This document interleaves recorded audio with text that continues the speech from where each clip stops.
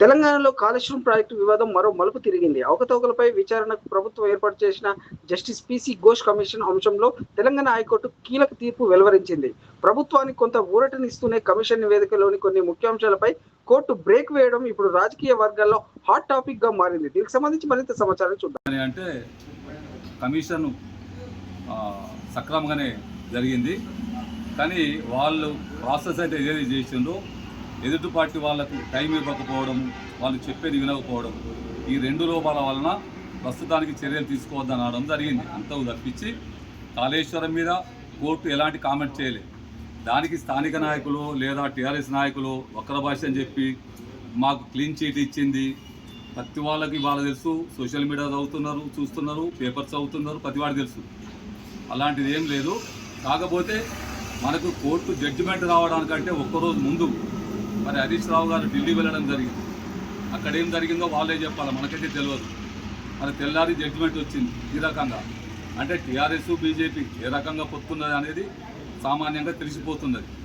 కాకపోతే ఇప్పటికైనా బీజేపీ వాళ్ళు పూనుకొని వాళ్ళ నిర్దోషిత్వం నిరూపించుకోవాలనుకుంటే ఖచ్చితంగా కాళేశ్వరం మీద ఏదైతే తెలంగాణ అసెంబ్లీ తీర్మానం చేసి పంపిందో ఢిల్లీకి, వాళ్ళు సత్వరమే సిబిఐ ద్వారా ఎంక్వైరీ చేయించి దాంట్లో జరిగిన లోపాలు లేవా, ఆ కూడడం కూడా సక్రమమే అంటారా, కట్టడం సక్రమం అంటారా, ఈ ఆసోబాద్ కానీ సిరుపూర్ కానీ చాలా వెనుకబడి ఉన్నాయి.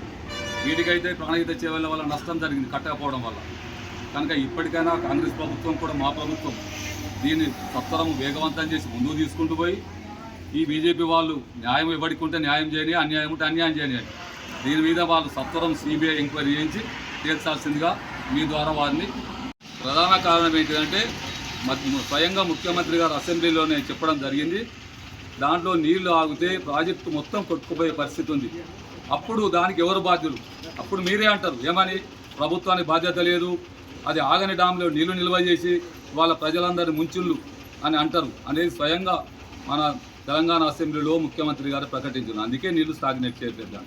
ఏదైతే కాళేశ్వరం ప్రాజెక్టు మీద అవినీతి జరగలే అని నిన్న రెబ్బెన మండల నాయకులు కానీ ఇక్కడ బీఆర్ఎస్ నాయకులు కానీ ఏదైతే ప్రెస్ మీట్ పెట్టిర్రో వాళ్ళకు నిజంగానే చిత్తశుద్ధి ఉండి అలా కాళేశ్వరం ప్రాజెక్టుల అక్రమాలు జరగలే అని ఒకవేళ నిజంగానే మీరు భావించి ప్రజలను మభ్యపెడుతుర్రో, మీరు స్వయంగా సిబిఐ ఎంక్వైరీకి డిమాండ్ మీరే చేసుకొని ఇక్కడ మీ యొక్క నీతి నిజాయితీని చూపెట్టుకోవాల్సిందిగా కోరుతున్నాం.